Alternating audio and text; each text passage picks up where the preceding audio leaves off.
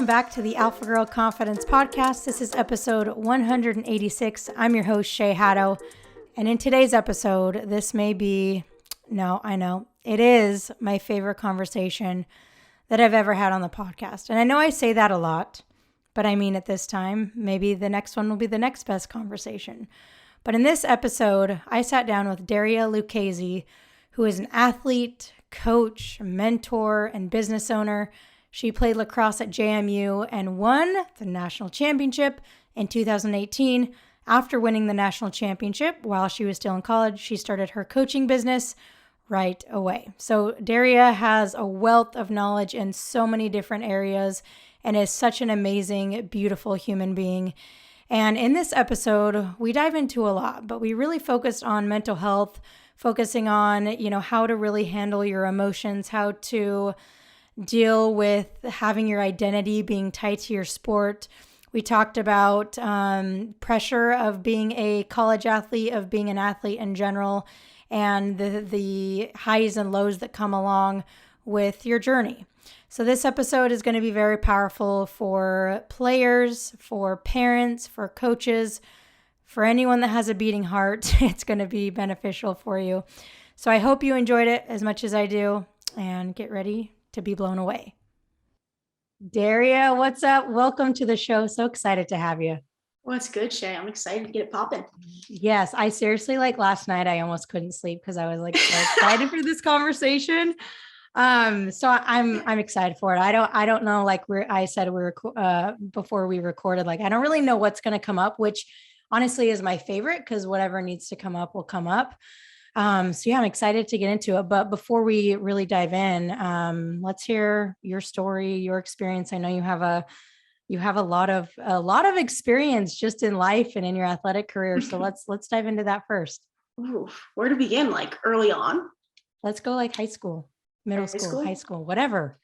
Well, okay. So I grew up playing all guy sports. So I didn't really enter the girls game of anything until middle school. So that was definitely a transition and a half, just gossip on teams. If guys were in the locker room, I played ice hockey growing up. And so if guys had beef on the team, it would be locker box in the middle of the thing. Right. And so in girls, it was more, it was definitely a social kind of gossipy type. So that was different, trying to transition into that. But yeah, I grew up playing women's ice hockey. That was my goal, to play Olympic women's ice hockey. And I actually spent a lot of time, since I was 12, in the ODP system for women's ice hockey. Oh, cool. I was going to play that in college. I was going to go through. I went to boarding school for it my freshman year. And then, I kind of just burnt out on it. 12 years old, I didn't really have many girlfriends growing up because I was always in the boys' sports. And then, hit high school, and it was I was traveling every weekend. All my friends were on teams, and they were all boys. Yeah, and then I burnt out probably by 16. I took my last Olympic development camp, and I was yeah, I can't do this anymore. Wow, yeah. And my mom was and I didn't realize that. And I'm driving home from boarding school, and my mom's you know what? And I couldn't drive at the time. My mom was driving. And she's you know what? You don't have to play hockey in college. And I was I don't, because this whole the whole time I was just Olympics, kind of putting my head down and grind. And I was always one of those kids, 200 pucks a day, just shooting, always outside, always working. And no one had to tell me to go outside. It was just innate, which I'm trying to figure out where that came from. I don't know, maybe it was my way to get attention as a kid. I was 1'5", but I don't know. So yeah. And then I was okay, well, I don't need to play ice hockey in college. I'm just going to play lacrosse. And then that summer I ended up getting recruited to play lacrosse at JMU. And then I committed sophomore year, which is really young now that I think of it, but yeah. Wait, so when did you start playing lacrosse? I always played lacrosse. Okay. Yeah, I played since I was in fourth grade. I always played up though, because my sister was 2 years older than me. It was easier for my mom for rides. So I always and it reminded me of football. I could, do my running back moves. So right. It was, yeah. So it was always just came super easy to me. But yeah, so fourth, fifth. I feel there's a lot of similarities in our stories. I didn't start playing with girls till I was 12 as well. I played with the boys. Oh. Yeah. All up, basketball and soccer for me. but that's crazy. And then same thing for me at 15, I burnt out and I didn't quit soccer, but I almost quit. So like, So interesting. what was it that you feel like what caused the burnout? Was it just too much of the same thing or what? Yeah, no, I think so. It was just, if we thrive, I've been studying a lot of biomimicry, like what's true in nature is just true in general. And nature thrives on diversity. And I just didn't think I had enough diversity. And I played sport, like I played every sport. But I was really like set on travel hockey, and like soccer, it's your whole life, and there really is no off season. So I think if I had time, and I don't know, I'm still trying to figure that out. Like, why did I burn out? Because I had a pretty big burnout stage right after lacrosse ended in college, which is coming back like on a year anniversary right now, which is like crazy. So I'm still trying to figure that out. And I kind of have learned that it's more about like actually understanding my body and tracking the energy. And I didn't have the awareness. Like my mom didn't know what she was doing. She did the best she could. She was too busy taking me to places. Right. So like I didn't have a coach to work with, like that I feel like could have accelerated that growth, or like just taking me a step back and just say, hey, no, like it's okay. But I wanted it. Like I just wanted to keep going. I don't know. Do you like work with what age like lacrosse kids do you work with mainly? Mainly I'd say high school. Okay. But like I try to train anyone that really wants to come, from middle school to high school. Do you see burnout with the kids you coach, or just like in general? Like, do you see, in today's youth athlete that they are doing too much of one thing and really, I guess, wrapping up their identity in that? 100%. And I think that is a huge cause of a lot of the mental health issues in sports. Because like these kids everything's kind of just become so commercialized that it's like, okay, we have to do these tournaments. We have to do this travel program. We have to do this camp. And like, these kids don't get a break. And it's like the fun is being like literally stripped out of the sports. And it's like more like a business at this point for the kids, and the parents are acting as agents. Yeah. Like it's eye-opening to me. So anytime I onboard a player, it's like, this is you and me. This is not your parents. And this is how we're going to go about things. And we're going to take rest when you need to rest. You're going to do mood analysis, all of that. And that's super important to me for my players. But I see players all the time that come to a camp every now and then. It's like too much, way too much, not enough fun. It really does. Like, it's one of the things in life that like really irks me is like just the landscape of youth sports and how it really has become this commercialized business where it's like, they're just kind of pawns in a way, right? To like make these people like, you know what I mean? And it's like, it's so hard because in America, at least, I feel like that's one of the only ways to get into sports is you have to go into, these leagues. And then soccer, there's like alphabet soup, we call it ODP, ECNL, NPL, like all these things. And it's like all about the status. It's like, oh, how can I get my kid to play for these things? And I feel like, I don't know what the solution is. So like for you, I don't know, like, where do you see the first step in allowing kids to just have more fun? And like, cause that's really where the growth is going to come from. I think it stems from their training system where it has to be more of a holistic approach with these coaches that they're working with. And that could be like an individual coach. It could be with a team coach. But a coach that's able to monitor, because these parents can't do it. You're way too connected to the kid. Like, and you have your own ego, on top of that, and your own perceptions. So I think it's finding those outside coaches that you can work with that can track and help you and bring that awareness to your situation. In terms of like having fun, I have no idea. If someone told me to have fun when I was in 6th grade, I'd be like, no, like I'm going to be in the Olympics. Like, this is what I'm going to do. You're not going to tell me. So it's also like an intrinsic thing. You can't really slow down those types of kids, Right. I think it's a maturity thing at the same time as well.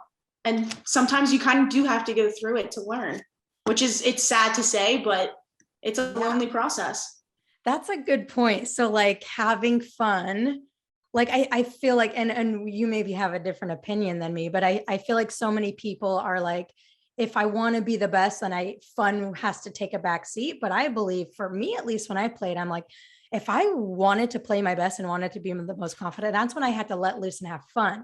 What's your stance there? 100%. Okay. I would have to dance before games and like get all my energy out. Yeah. Like that was definitely 100% in college, but I just didn't have, it all stems from this awareness. I did not have that when I was a kid. So if I had someone telling me that, maybe, and like actually helping me work through breath work, like oh my goodness, I was maybe 11 when I tried to do like my first breath work exercise.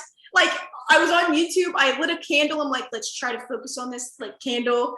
And I didn't know what I was doing at the time, but like, it's crazy. So if I had someone just to slow me down and literally say like, hey, this is what we're going to do today. You're not actually going to train. Like you're overtrained. Like we're going to play dodgeball, and it's cross training.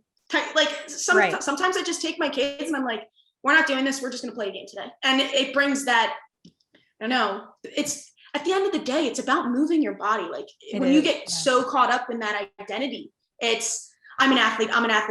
No, I mean, I know you read Atomic Habits by James Clear. It's like, I'm not an athlete. I'm just someone that likes to move, challenge myself physically, and I'm mentally tough. And so when you can strip that identity away and teach kids earlier that it's more just about, let's have fun, like moving. And I know it sounds like so hippie, but break it down. That's what it is. It's movement and it's motion. Simple. Yeah. Letting kids see that, I think, is huge, and showing them the way, like not just telling, you know? I mean, okay. So you said you did your first breath work at 11 years old. You lit a candle, like all that stuff. I'm like, I didn't even know what that was until like 3 years ago.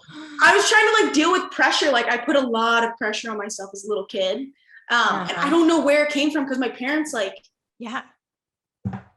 just drove me places. They knew I had like something special where they just wanted to give me all the opportunities, but they were never forcing me to do anything. They're like, hey, you want to do this? I'm like, yeah, like sign me up. Or like my dad, he didn't even let me play football. Like I really had to like hone in. I'm like, Dad, like I'm playing. He's like, no, you're not.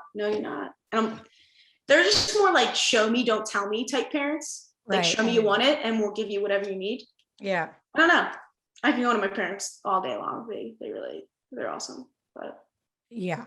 And that they're a huge part of it, which, you know, we could go down, you know, talking about that too, but I do want to talk about you brought up pressure, that you put a lot of pressure on yourself. And I think pressure mainly stems from pressure on self, pressure from parents, pressure from coaches, I think are the main three, at least that I see. So for you, sure. So you said that you started feeling that pressure at like what, age 11? Like that's when it started for you? Maybe even 8 or 9. Yeah. Yeah. Very early on. And that was fully, you said, from like pressure on yourself, not from your parents. Pressure on myself, but I watched my dad watch my brother play ice hockey. And, you know, my dad's the type, it's like, whose dad is that type, like on the bench? And like, he's the screamer and then he slowly calmed down once the girls started getting into sports.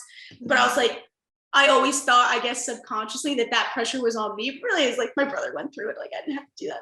Yeah. But yeah, like he's very like, how did he put pressure on? It was just, honestly, it wasn't really him, because he was just like, as long as you work hard, like I don't care. So I always had that in the back of my head, as long as I work hard. So the pressure really stemmed from, if I really break it down, it was myself. And, you know, I just, as high performing people, it's, you raise the bar so high, and then right before you're about to hit that bar, you raise it even higher. So you never constantly hit the bar. Mm-hmm. And then like, it's just always this constant striving towards something. And it can get really draining.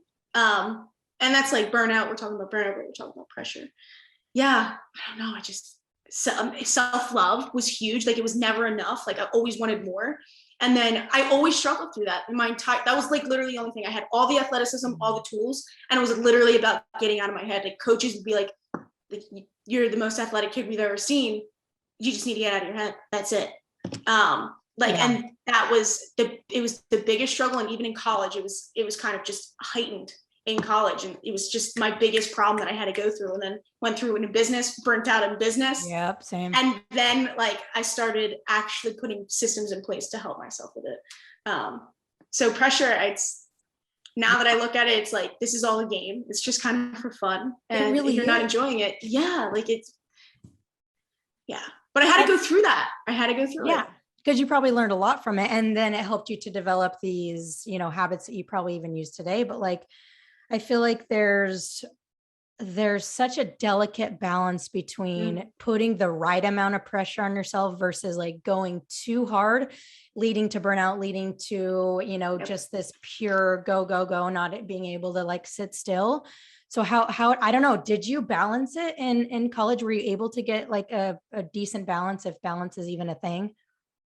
Yeah. I mean, I talk about that dichotomy all the time. It's like working hard, but also like hard enough, but also letting it work for you at the same time. Right. And I couldn't find it in college. And I had a pretty successful career in college. Like, don't get me wrong, but when I was on, I was so on. And then when I was off, I was also hard on myself. So like, I could never like really like bask in it. But towards the end, like my senior years, when I kind of started clicking, I was like, I scored 2 goals in one game, and I was like, well, I really wanted 5 goals. And then I was like, okay, chasing goals is like chasing money. It's like when you have one, it's never enough. And so it was honestly this surrendering process of just surrender to, it's always going to be chaotic. You're always going to want more, and just be happy with that you're playing the game and you're healthy. And I just started developing, like, I tie my shoes or my cleats, and, you know, I'm really just grateful to play this game. Like, and I'm healthy to be happy. Like, I'm happy to be healthy. And I would just like start kind of praying almost, and like just offering up like how I was playing, just some basic gratitude. And it really kind of changed the way I played, and it made it more fun. It's crazy because, again, our stories, senior year for me is when it finally clicked too. And it really is. And for as far as pressures related, I always tell my girls, like, all right, you can like 2 big ways, right? Is number one is change your perception. Like, it's just a game. Like, you're just here to have fun. So stop like thinking that this is the end all be all. And then the other thing is really like, I guess kind of what you said, is just being like really grateful for, like, pressure is just, it's really just your perception of, like, it's not a real thing. You get to decide what it means to you. Right. And so you decided that, hey, I'm going to use it as, this is my gratitude. I'm so grateful to be here, all that kind of stuff. And something else you said, which I think every kid has probably heard at one point or another, is get out of your head. Yeah. Right. I got told that all the time. Get out of your head. I'm like, what does that mean? How do I do that? Right. Like, that's so vague. Like, what does that actually mean? Like, how were you able, and maybe you already answered this, but like, was that the kind of the thing that you were able to do between, you know, into your senior year, was get out of your head? And how did you do that? No, and when I say senior year, was literally the last game we were playing UNC. My last game, my entire athletic career. And like, I remember I had a scar on my hip, and I was like, this scar is like a tattoo to remind me, like, I finally got out of my head. Like, it was late. And then I know if I go back and play, if I ever took my 5th year, whatever, my COVID year, like, I'd be so chilling on the field right now. Yeah. But in terms of getting out of my head, I read this book called Mind Gym. Have you read it? I haven't read it, but I know it. Like, I know of it. It was so good. And like, I would read it, and then I'd have like a great like streak of games, and then I'd have to read it again to like, and then I'd like go, it kind of like fade, and then I'd have to read it back again. What gave me a lot of confidence on the field was just how hard I worked off of it. Like, and like, I actually had to keep a journal of how many times, hey, I did a breath work session, or I did a visualization exercise, or like stick work or whatever it was. And I'd write it, and I just worked harder than anyone. I think writing it down and seeing that log, I'd scroll through it and be like, no, I did the work. Like, I'm here, I'm prepared. And then breath work was huge. Like, every time I stopped and just did like some lion's mane breaths, on the foul line, I always scored. It was like this weird game I'd play with myself. Like, I just literally settled down. But it was like this constant way of trying to get into flow. Because as soon as I was in flow, I was fine. We're done. But it was trying to get into that. I don't know if that answered your question, but yeah, it does. That was my stream of consciousness that came. Yeah, no, I mean, and breath work, like, I had the last guest, he is like a huge breath work guy. And so I'm hoping that talking about breath work and meditation and stuff is actually getting through to the girls that are listening to this. Cause it seems like, oh, how is that going to help me? But hey, you heard it from a national championship lacrosse player, like, it helps. Right. And so I think it's just this big thing, actually a small thing that can make a huge difference. For sure. I think before we even talk about breath work and meditation, 2 different things. First of all, we have to talk about mindfulness as well. So mindfulness allows you to not really react to the situation, but respond to it. So by practicing, hey, like, let's slow down and just focus on our breath, just focus on yourself breathing throughout the day, or just reminding yourself of little things, or setting a timer on your phone of just stop, right, throughout the day. It can help you start to practice more mindfulness practices. Yeah. And yeah, I think that is the first step, because when meditation is not hard. It's very pleasant. Yeah. What's hard is sitting your butt in the seat to meditate. And then once you start meditating, you feel like you're floating or whatever. Like, all my kids are like, yeah, like I felt like I was floating, coach. And I'm like, yeah, you feel like you're floating. It's pleasant, but it's like about like getting you disciplined and consistently in that chair. Which is why, like, I always, it seems a bit counterintuitive, but I do always recommend Insight Timer, because it's a little gamified. I know it's like, but I don't know. Okay. So earlier you were talking about doing the work, but also letting the work for you. And you had a post recently on Instagram that I loved, where you were talking about the waves. So not trying to control the waves, but like being the surfer on the waves, riding the waves. So talk a little bit about like that analogy and what it means for you. Yeah, honestly, so all events, situations, everything is neutral. It's our perception that places the labels on if it's good or bad, right? And so everyone teaches the SATs, right? We have to learn how to take the SATs, but what I say is, like, no one's teaching us SAT, surrender, accept, and trust. And like, that was like, right? Like, and that was like the biggest thing for me, was going through it, and something that is really profound in just my own healing journey, which is, it's always going to be chaotic. It's surrendering to that. It's always going to be busy. Like, you're always going to want more from yourself. And there is like this acceptance period that needs to happen.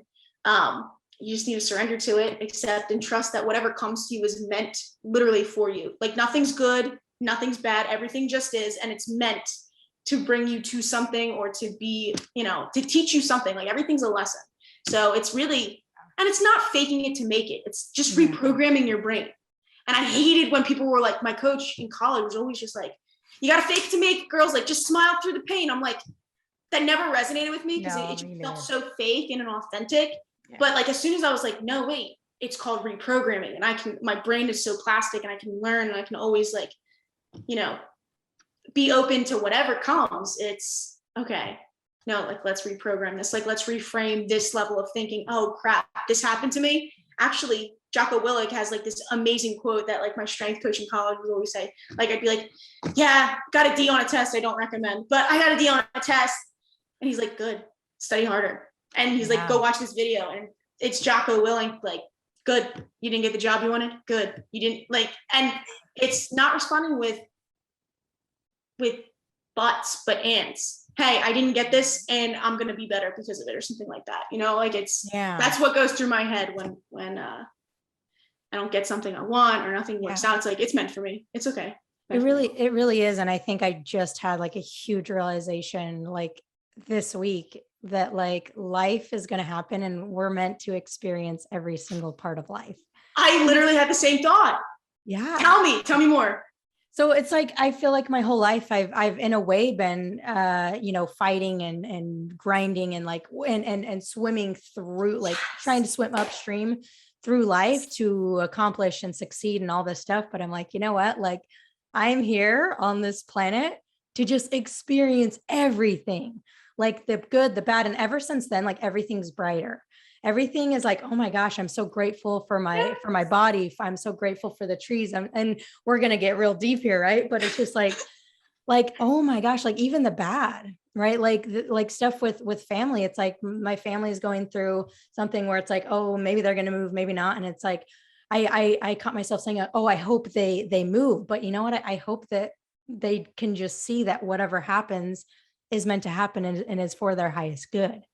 And so it really is this huge realization that, like, stop fighting.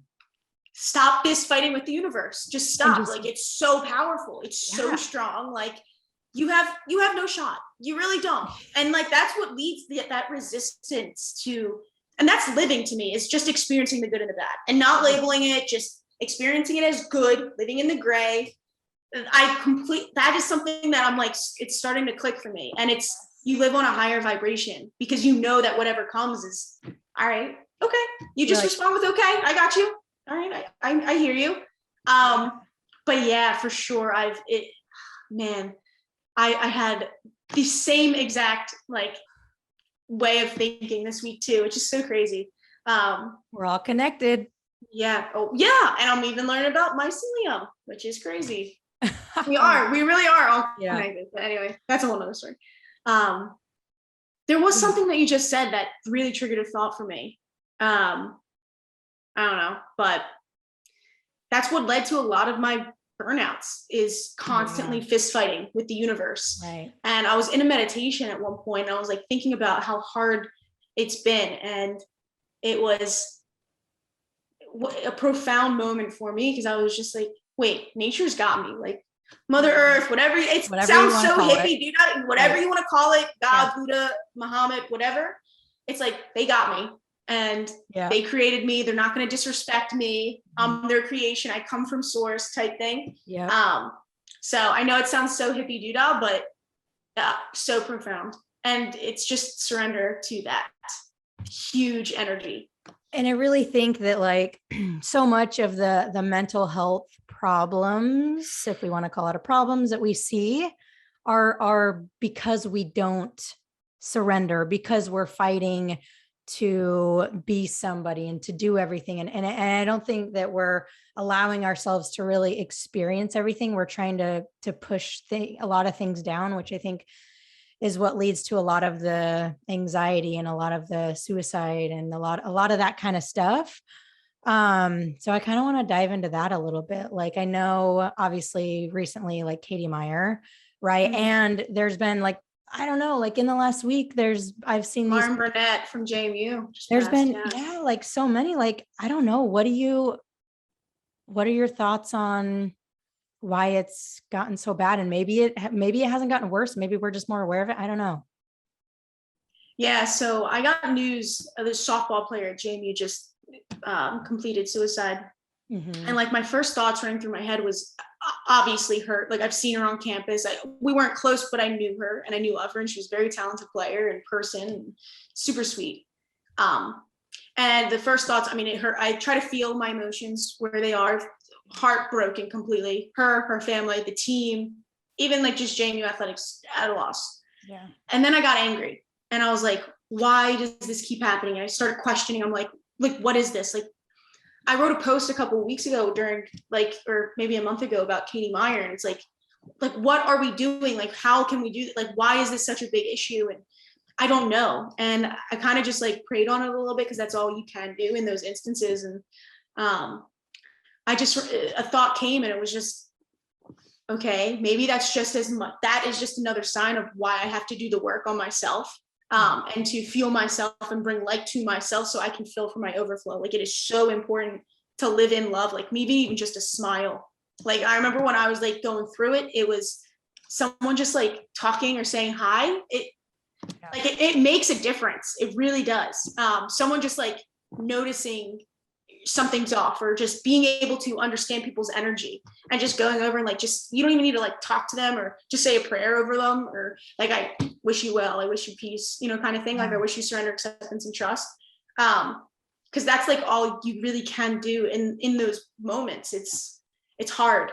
So that's why I think it's just so much more important for us to do the work so we can give from our overflow. Cause there are times you cannot give, and I don't really believe in giving so you have an empty cup or half full. Like I don't believe in that whole method. I think it's you give light and you drips down into other people's cups, and then eventually they will learn how to give to themselves and self-soothe and whatever it may be, and they can go and give from their overflow.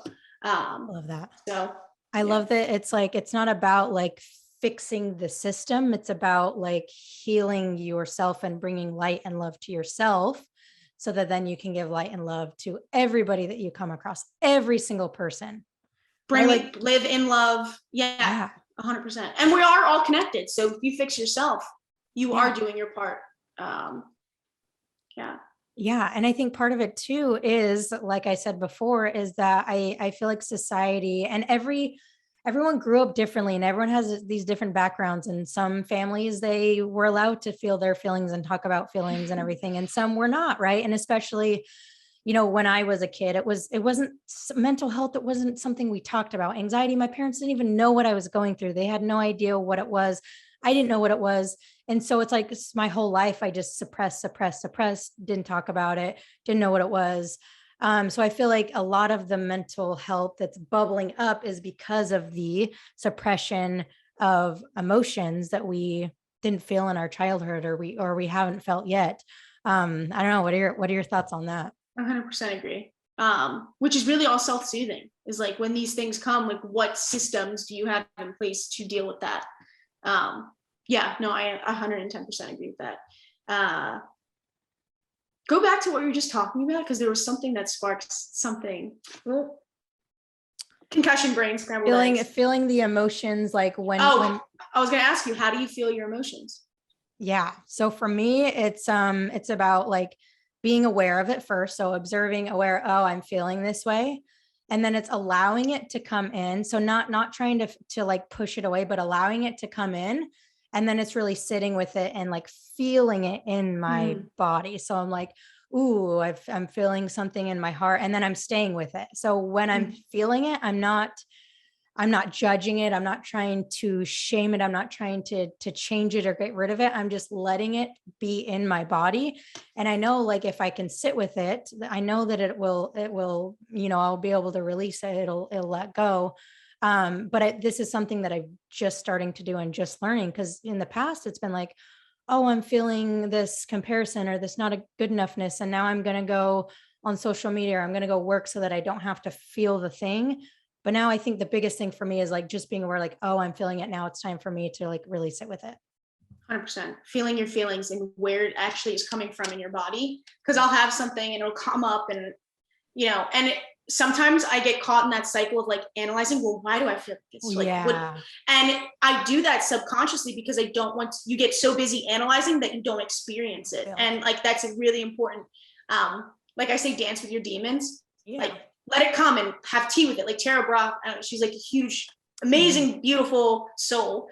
She talks about just having tea with whatever comes. And I don't know if you've heard of rain, when you have like an unpleasant feeling, and unpleasant is really, it's meant for you. Like there's no such thing as good or bad, right? Right. But when that comes in, it's uncomfortable, I guess you could say, to you.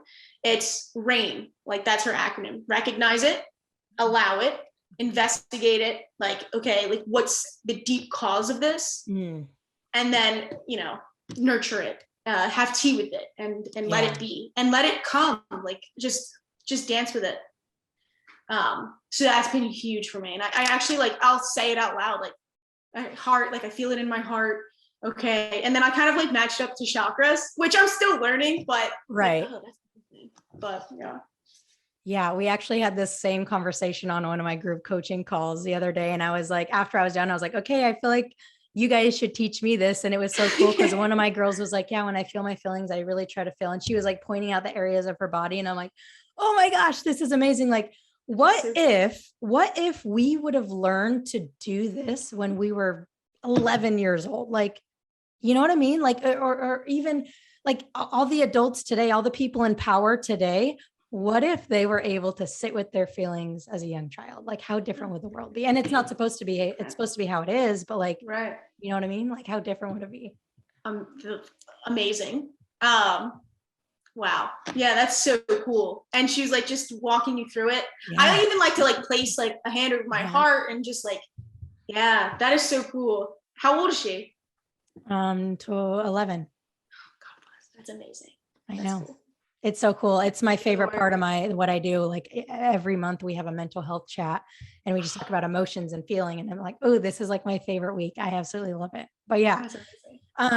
So do you mind, like, I know we all have our own kind of darknesses that we've gone through in our life. Would you be open to kind of sharing kind of like the hard times that you've been through in your life? Yeah, for sure. And I'm very blessed. I lived a very amazing life. But when I got out of college, it was really hard. And that whole transition, not so much in the physical sense, like I had put my body through everything. I was on like my fifth concussion after I was wearing a helmet. So it was really nice to give my body that rest. Yeah. Yeah, and I think the concussions have like just made me so loopy, and that's why I'm all like hippie and so open to it. But anyway, so after like, and I had been in business, so it literally is only me. I didn't have a company to go to and like have that community. So I'm the first time in my life without a team after graduating. I'm like really trying to start this software business that is born out of, I don't even know how I kind of came up with the idea. I really do think it's from source. Like, I know that I'm the person that needs to do it. I know I have to follow this path. I don't know why. I can't put labels on I don't know, but I have to do this thing. So like I'm following this thing, but it's not making sense. I'm trying to work through it. I don't have a team. It's being a business owner is just, it's very a lonely journey in and of itself. And then the cosmic jokes just started coming, which I call like just the universe kind of just slapping me around. I'm fighting with the universe, and like I'm literally looking at a palm tree right now, and I'm like, I remember like the mother nature was just slapping me. Oh, you think this is hard? Okay. And then like death in the family, you're going through breakups, and it's so hard. And it's like, okay, you think that's hard? Boom. You think that's hard? Boom. All right, let's see how much you can go. And I wasn't going to stop. I wasn't going to quit. Like I was going to be like, I'm going to keep doing this. Like, you're not going to break me. Brene Brown talks about like this part in her life as well. And I totally resonate with it. And you just keep going until the universe just completely breaks you down. And it's like this just egoic breakdown and where you have no other choice but to surrender to it. And you're like, okay, like I tried it my way, let's try it your way. And then trying it and just accepting it was it was huge for me, but it was such a dark time for a couple of months there. Like passive ideation, and I never want anyone to go through that. But I do know everyone has their own journey. And like I never thought it would happen to me, because I had been meditating, I had been journaling, like I did the work on myself. Right. And you never think it's going to happen, and you're like, mental health, that's just like like I didn't have a grip on it. I was like, oh, that's just a chemical imbalance in your brain, like that would never happen to me. Like I do this, I meditate, like I take care of myself, I eat the right foods, all of it. And like I'm like total optimization nerd, and it happened. And it was just such a beautiful experience. Like I would not be where I am, I would not be loving life as much as I am if I didn't have that. Like in the darkness, obviously you find light, everything's in balance. But I don't know if that covers. But that was pretty much the entire breakdown process, which is so beautiful. I'm so grateful for it. Like I'll move in love, even with the, things behind me, but everything's a yes and in that, learning that and going through that and having that almost like a spiritual awakening process. People laughing when I say that, but it's like, it makes like things not hard anymore. Like any other stress that comes, it's not a big deal at all. Because I have put those systems, I guess, in place, the self-soothing, understanding like the issues are in my tissues, and like breaking down the trauma packets and kind of going through, okay, like what made me like this, going through like my childhood and breaking that down and coming to the root cause of it. Because that's really hard work to do. It is. And that was like a big part of it. And I knew I had to. And I kept putting it off because I was like, business, until the universe was like, I felt like I wanted to go out and like, okay, I finally have it. Like I'm ready to go. And the universe was calling me to be still, but I was ready to move. And it was moving until I couldn't move anymore. So, And I really think that like anytime you're going through the darkness, like I think it's always been there, but now you're shining a light on the darkness so you can actually see it. And that's when you're feeling it. Like, I think we all have it within us at times. And it's just like, oh, I'm not going to see it. So we don't see it. We don't feel it. But like, even in these times right now, it's like things look dark, things look scary. It's because we're shining a light on it, which has to happen. So I love that you kept saying it was a beautiful experience, because even though it was maybe the hardest few months of your life, like it was still a beautiful experience. And I think that's such a huge lesson for anyone that's going through a dark time, is like, stop fighting it. And that doesn't mean like surrender. Let's first like talk about surrender versus giving up. Because I think a lot of times surrender is like, oh, okay, what surrender means, I'm just going to like give up. And like, what does surrender mean to you? It honestly meant just slowing down and Yeah. letting the universe work. Like if this is truly meant for me, I kind of move through and by this quote, which is like anything that's truly meant for me will not require me to portray myself in order to achieve that thing, be with that person type thing. So how I kind of put that into action is in every decision. And I had to learn this, but in every decision, is this honest to me? And going through it, is this honest to me? Is it honest to me to take a break and just take a month off and dive into and do this work for myself and just begin it? Is this food honest to me? Like like me getting out and working out and doing a high intensity, like, is that honest to me? I don't know if that makes sense. But slowing down to me, it was really just taking a break and understanding that it was never a give up. It was, okay, I'm going to take this rest, pull the arrow back a little bit so I can go a little farther, faster type thing. Right. You know what I mean? Absolutely. So it was, my vision is never different. Like I still have the same vision for my life, but I knew I need to, like, back earlier when we were talking about this, it's understanding my energy. I don't have the energy right now. Like I need to give to myself so I can give to the world. Because when you're going in through your journey, it's like the universe does not want you to be like, what's the point of like trying to come up with and like change the world when you're sad? If it's making you sad, and if it's making you like, you're not doing it in love, then what's it for? Right. And you're just so much more creative and so much more, we do our best work when we're when we're moving with love, really. And I know it sounds so hippie, and like if my like 7th month past self heard me talking today, they'd be like, the hell are you talking about? But same. It's a lonely journey, and it's hard, but it's the human experience, Oh my gosh, there's so many things there. But like obviously anyone who's done being on a team, and whether it's college or high school, whatever, it really is, especially in business, you go from having a team of 30 best friends, family around you all the time, to now it's like I'm alone all day. And I love being alone. I have my dogs and stuff, but it's just like it's this really hard process. And I've been in it for a while now. But like, how does one start to, I don't even know the question. How does one start to separate, I guess, their identity from their sport? And let's talk in terms of injury too, right? Like there's so many times where there's an injury and you get injured and you're like, oh my gosh. And you go through this dark time because you're just so identified with your sport and you don't know who you are without it.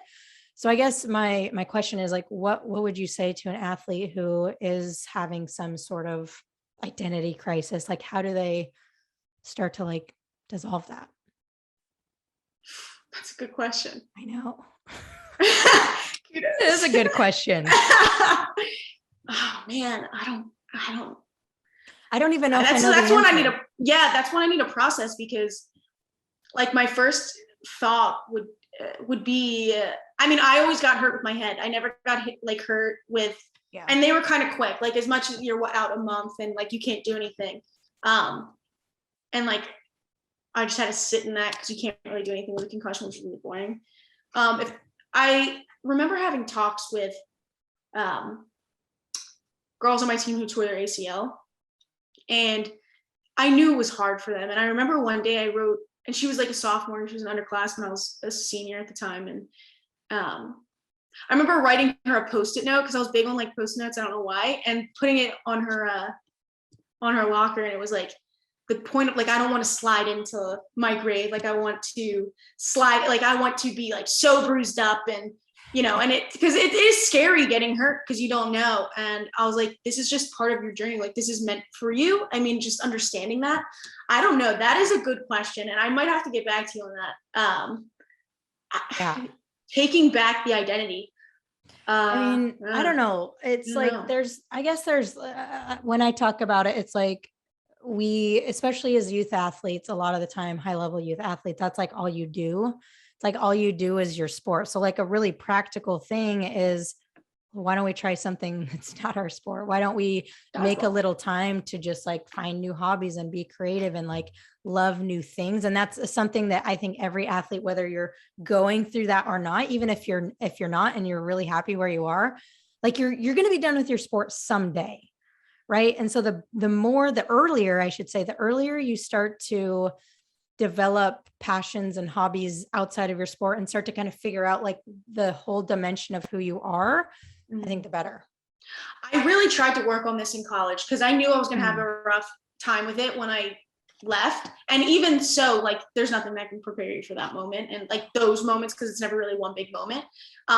So that's when I really developed like I really like business. And then it was, okay, all I have is business now. And then I graduated and I was like, well, when I'm having a bad day at business, I could just go to practice. And then when I'm not at practice, when I'm having bad practice, I can, do well with my business type thing. And I didn't have that.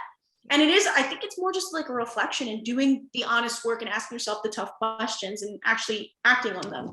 So some of the things that I was like, okay, here's business. I like to move my body. I like to mentally like challenge myself.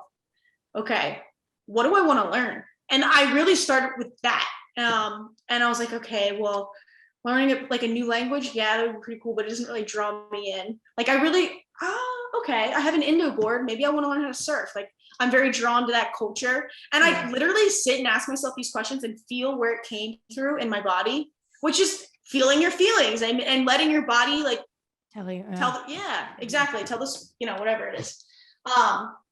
And I was like, okay, like I do want to travel. I want to learn how to do that. And so I just started saying and asking myself, how do I want to live? Like, how do I want to live? Right? Wow, like, that's powerful. And then, well, I mean, it's so simple, but no one's going to ask themselves those tough questions because it comes out of self-love, really. So yeah, I was like, I want to be a reader. Like, this is the type of person that I want to be. Like, okay, I want to learn like I want to see new places. I think adventure is so fun. I want to like challenge my body and see if I could like just go stand up on a kayak and go through the channel, whatever, which I did. So yeah, that was it. Man. Okay. Yeah. That was good stuff. I just looked at the clock and I'm like, oh my gosh, it's already been this long. God. So I want to ask you about like the business side of things, because I think it's really cool as far as what you're doing. So Pro Theory, and then you have Lax Tutor. So tell us a little bit about those and like what you do and the passion and love behind those. Yeah. Okay. So Lax Tutor started after we won the national championship. I'm a creator. I like to build. And I kind of just sat back and we had all this attention on us. And I was like, what would I do for free? What do I love? And I was like, I would coach kids for free. Like I absolutely love that. And that's like the first question I asked with starting any business. And I just started hosting camps and clinics all over the country. And it was amazing. It was super fun. But what I learned is I hit the pinnacle of lacrosse. I mean, there is a pro league, but it's, it's still growing. I hit that national championship. Like we won that. And it was like, okay, really cool. But what's even cooler is like being able to take that ring to my camps and clinics and like putting it on the players' fingers, seeing their eyes light up with joy and like just enabling other people's dreams is just, it's always been more fun. And that's the mission. I always try to say like, have a mission, don't have like a job.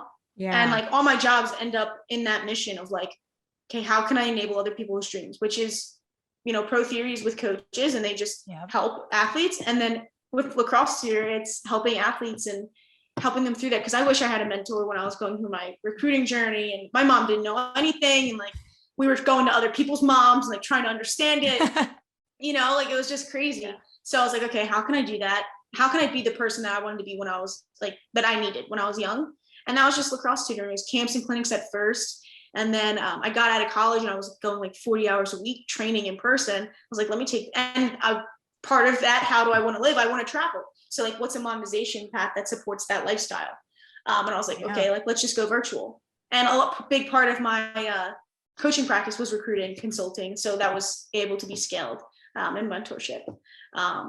So yeah, that's lacrosse tutor. It's all virtual now. But holistic approach of training, which hadn't been done in lacrosse for females at all. There was no mind-body lacrosse. And I saw that. And that's really what came about it. And yeah, so that's lacrosse tutor. And I love it. I love my girls. It's a digital training community. So yeah. It still blows my mind that you started that like while you were still in college. Like that blows my mind. And it's like such a cool like inspiration for, you know, college kids that are listening, or even like high school. Like I had a 16-year-old that she has her own blog on like mental health and mindset. And she was a guest speaker and she's been on my podcast. Like, it doesn't matter how old you are. Like, if you love something, like you can go after it right now. 100%. Age, gender, hard work has no gender, really, or age. So, yeah, 100%. And again, it was asking myself tough questions. And like, I knew I didn't want to work a 9 to 5 when I was 18. Like, I read the 4-hour work week and I was like, yeah, that's not my life. That's 9 to 5, not my lifestyle. Like, let's figure this out. So, and it was a lot of failing, and it was very against NCAA compliance at the time. It was very against, but yeah. So any college athlete that is listening, like, I'd love to help you set up a camp business, because you're very well qualified to do it. Because, you know, especially for that 80-20 and NIL, brands aren't coming down female, you know, players that are not racking up the major TV views. So I'm just more than happy to help people with that. So it's such a cool opportunity for college kids now that they can, you know, do that kind of stuff and make money off their name and their likeness and all that kind of stuff. But it is cool. Yeah. Okay. So last question for you. You ready for the big one? Oh, goodness. Okay. If you were, I'm just making this up in my head as I go. Oh God. If you were on your deathbed and you had to tell the world, whoever the world is for you, it could be a certain demographic, whoever you really care about. If you had to tell the world one piece of wisdom to live their best life, what would it be? Oh, let's go. Oh man, that is so tough. That is so tough. Come on, Shay.